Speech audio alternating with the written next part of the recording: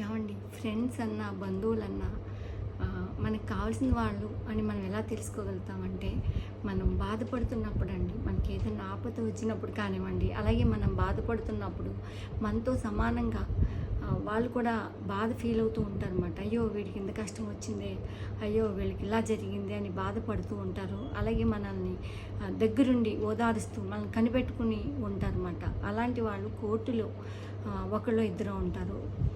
వాళ్ళైతే మీరు ఎప్పుడు కూడా పోగొట్టుకోవద్దండి. వాళ్ళు ఎప్పుడు కూడా మీతోనే ఉండేలా మీరు చూసుకోండి.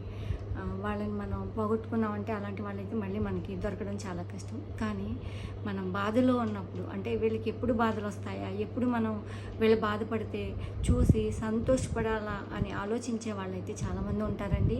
వాళ్ళే మన బాధలు ఎప్పుడు వస్తాయా అని ఎదురు చూస్తూ ఉంటారన్నమాట.